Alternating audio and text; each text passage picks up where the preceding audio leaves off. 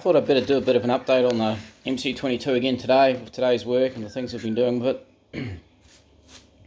Have a chat about the things that have been used to actually do this, the repair so far, how it's going. I mean, I guess the thing with any old bike like this is that when you're buying a 20-year-old bike, or more than 20 years old, I mean, it's a 1991, this bike, they're an unknown, like you just don't know what you're getting. It'd be really hard, even though you could perhaps go and you could ride one and you could test it and you could do all that kind of stuff. You still don't really know the history of the bike. It's really hard to find a really good one when you're buying something old like that. So you've just got to expect the unexpected. There are going to be things that you're going to find that are wrong, that you don't want to find wrong, and they're wrong, and you have to fix them. So that's the nature of the bike. If you're trying to buy old bikes like this and you're trying to make $1 out of them, or even newer bikes that have been smashed up, it's a hard run. It's hard to make money out of bikes. It's hard to make money because they're money pits basically. So you put some dollars in, you put some parts on it, and before you know it, you need to put more parts on it. You need to do some more things, and that's the nature of old bikes and newer smashed up bikes even. So making $1 out of a motorbike is hard work. That's why they get written off all the time by insurance companies. So if you buy a bike, you've got to buy it, and you've got to do it because you want to do it, and because you want to keep it, or you want to have a play with it, or you're going to ride it around for a while and have a bit of fun on it, and then you're going to sell it or whatever, but you don't expect to make a whole heap of money out of a bike. Saying that, I mean, there obviously are people around who do make money out of bikes, but I'll make money on the odd bike, but generally they're a loss. They're a loss-making scheme. They're not a money-making thing. At least that's been my experience with bikes anyway. We've doing quite a few over the years. So yeah, the MC22, how's it going? It's been a bit of a slog. The hardest thing and the longest thing to get was the carburetor kits. These kits here that come with all the jets and the seals and everything else. As I sort of said in my previous video, the jets that you get with these typically are not the standard set of jets. So but it's good to have this, and the reason I bought this rather than just buying a seal kit is I'm sure some people say, oh, why don't you just buy the seal? Well, the reason for not buying just the seals and buying the whole kit is just quite simply that when you take the carburetor apart, you don't know how long it's been together for, whether anyone's had it apart before. You don't know what you're going to find in there. You don't know whether you're going to find damaged jets, or you're going to damage the jet trying to get it out, or you're going to have problems. And so it's far more preferable to have a full set of jets, even though they're perhaps not they're correct for the bike, but they might not be correct for your environment. But they'll be okay to get the bike running, and you'll have a full set. So if you damage something, you could just swap them all out and you could just start again, or if you can't unblock them or whatever, you could just start again with these jets and you'd be fine. And then you could look at how the jetting's working, work out what you need. If you're competent with carburetors anyway, you could work out what you need, and then you could just you could buy another set of jets. But at least you'd have a running bike rather than pulling it all apart, busting a jet, or finding a busted jet, or a completely blocked up jet that you can't unblock, and having nothing and not being able to make the bike run at all, which would kind of suck. So especially when you got to wait for a while. So I had to wait probably about 3 weeks for this, which is when you're waiting for bike parts, that's like an eternity. That's a long period of time to wait for parts. I mean, I want my parts like now. I just want my bike going. I don't want to wait. Just like probably lots of you guys, you don't want to wait for a bike. You just want your bike going as quick as you can so you can jump on it and have a ride. So waiting 3 weeks kind of is terrible. It's just it's like an eternity. So anyway, you can buy these the needle kits. You can buy these on AliExpress. They're cheap enough. If you just do a search for CBR MC22, you'll soon be able to find the jets and things that you need at the right price. They're not difficult to find. Should you buy them from another shop and buy genuine stuff, I reckon it's a waste of time. Like, these things are pretty good. They're just made of brass. They're not really something that can be cocked up too much. Yeah, I wouldn't worry too much about that. I mean, you could get fussy, you could buy original ones. I think it's not that important for this stuff. That's my opinion anyway, my 2 cents worth. Carb rubbers, inlet manifolds. This is the one you need for the MC22. These are genuine. Don't muck around. Don't muck around buying non-genuine stuff. Just don't mess around with it. You need genuine stuff. This stuff is important. It needs to be genuine. If you buy non-genuine, it's a waste of time. They just, in my experience, they don't fit well. You'll be in a ton of trouble. I've already done it once. I wouldn't do it again. Some parts are worth buying aftermarket. Some parts are just not worth it. This is one of those bits. It's just not worth it, I think. Okay, we've installed the throttle bodies here. A little bit of a trick. You need a long screwdriver, something like this. You need to be able to get in the side of here. You need to be able to go right across, pretty much that far, so you can get at the at the bolt on this side, which is on the bottom, and then the next one's about there, and the end one's about there. There's another one facing the other way on this side. There's another hole in the frame on the opposite side that you can use to get in. Those holes are to access the bottom of those carburetors. Make sure you install everything the right way around, otherwise you won't be able to do this up. You just wiggle it basically back and forth to get it on. I've got some new fuel hose on here, which also need replacing. I suggest you replace your fuel hose. Generally it's had it. New clamps, a couple of reused ones and some new clamps. Got the tank up here. We're going to have a go at starting this very shortly. Install your throttle body cable before you actually put this back together. If you try and install this afterwards, it's going to be extremely difficult or impossible, so make sure you put those on before you start actually screwing the cars back down, and ideally also your choke cable. Anyway, we'll have a go at getting this started now, see where we go. Why buy a set of these? Well, they get a little bit brittle, as I've sort of said in my last video.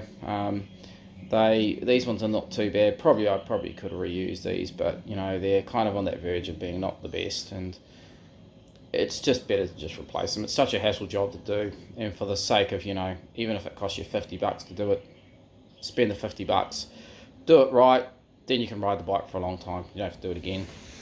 Taking the carbs off is a big enough job without, you know, it's not a huge job, but it's a reasonable sized job. You don't want to be doing that job too many times. Just create a whole lot of hassle for yourself. Okay, I've had a few hassles trying to get it to run. I've managed to start it now. I had a fuel filter, I'll show you that was kind of, well, I didn't put the fuel filter in there, but someone else did. So we had a line of fuel hose with this fuel filter thing in it. This fuel filter was just useless. It was just stopping the flow of petrol.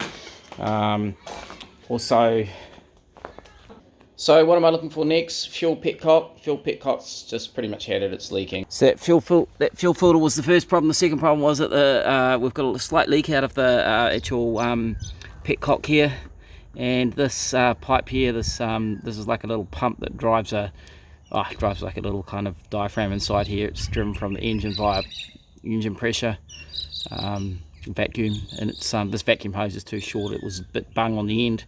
It was the second problem. We've sort of solved it temporarily by cutting a little bit short, but it needs another piece of vacuum hose. We need another petcock. The petcock's got a leak. You can't repair it. It's irreparable. It's not worth mucking around. It's another item that I think is not worth buying second hand. You know, you could buy it second hand. They're all old. You've got to buy a genuine one, really. You could buy an aftermarket one. I have actually bought an aftermarket one for my 400R. I had to modify it to make it work. It just the fuel filter kind of end of it and stuff that went into the tank, it was all just wrong. It all just didn't work. Everything had to be mucked about with to make it work. The good thing if you buy a genuine one is that you don't have to muck about. You buy it, you fit it, it works. Aftermarket stuff typically is hit and miss. Sometimes it works, sometimes you save yourself money. Sometimes you save yourself money, but you cost yourself so much time that you wish you'd bought the original one, and you didn't, and you should have, and it's probably better to have just bought the original one. So things like that, you know, just take it from me, buy an original one if you can. I'm going to look for an original one. I mean, if they cost an absurd amount of money, obviously you have to look at aftermarket stuff. This might be one of the case of one of those, I'm not sure, but I'll find out. I'll find out what the price is worth. I'm definitely going to need to replace it, replace all the seals and everything. It's all had it. What do you call it, vacuum hose from the inlet, that also needs to be replaced, so I'll have to go and source a little bit of section of that. And I've already replaced the fuel hose. When you replace fuel hose too, use fuel hose, don't use oil hose or any other kind of hose. If you use a different kind of hose, you're going to have problems.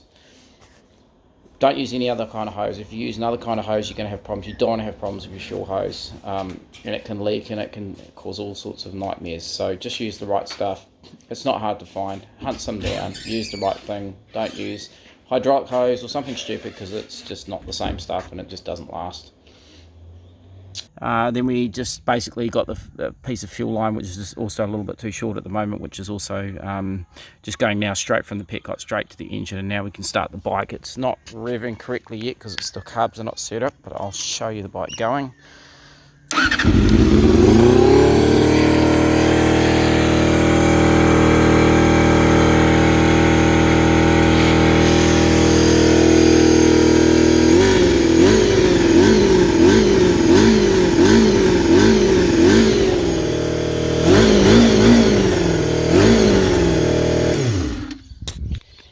Anyway, that's as far as we've got. At least we've got it running, which is good. It sounds good. It sounds like it's revving quite nicely. The main problem now is just going to be to sort out the petcock, sort out the fuel, and sort out the butterfly valve on the vacuums. Sort out the butterfly valves on the carburetors so that we can balance this carbs up and actually get it idling at the correct speed, because currently it's just not idling correctly, and it's not to do with the throttle cables. I've checked that already. So the carbs are going to have to come off again. We're going to have to start mucking around with this a little bit more, I think. But she's running, so that's cool. So it's a good start. We'll get onto it again next couple of days. I'll try and get some parts ordered in the new week, and we'll see where we go from there. What else am I going to do with the bike? I want to strip the forks down. I want to do the fork oil. The fork oil's out. I'm going to put new tyres on this bike. I'm going to put new brake fluid in here. I might order braided lines for it, front and rear. I'll have a look at the pads. I'm going to probably rebuild the front calipers, because they seem a little bit sticky, not the best, so I'll be rebuilding those. That's another job I'm going to do. And the other thing is the switch blocks. The F10 switch blocks just had it. It's just wasted by the sun here. I think I'm just going to replace both of this.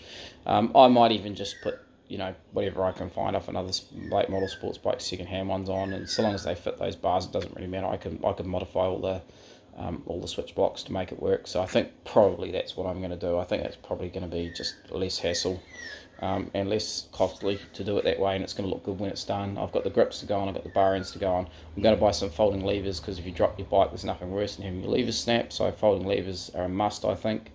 I've got the fairing kit on the way, and that's all I can think of at the moment, really, that I've got to do with this. So obviously I'm going to have to register and warrant it and everything else, and all that kind of nonsense over here.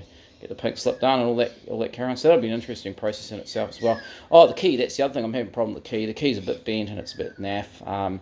I might look for a new set of ignition key and fuel tank key, because it's all had it. I think I can buy those on AliExpress cheap enough. Again, when you get them, typically the switch on the end of them is all wrong. You have to rewire it all and then jig around with it a little bit, but it's cheap enough, and I think it's probably worth doing. The switch blocks off from China, AliExpress, you use those at a pinch, but they're not the best. The quality of them, just to me, they look really plasticky and really rubbishy. I've bought them before, they weren't much good. Hence that's why I don't sell them in my own shop. I sell the fairings, but that's kind of it, at the moment, because the other stuff just isn't up to spec. And for me, if I want to put stuff on my bike, it's got to be up to spec, and I want the same thing for my customers. I don't put rubbish on my bike that I wouldn't expect my customers to put on their bikes. Yeah, so that's it for today. We'll have a chat about it in the next session, see where it goes.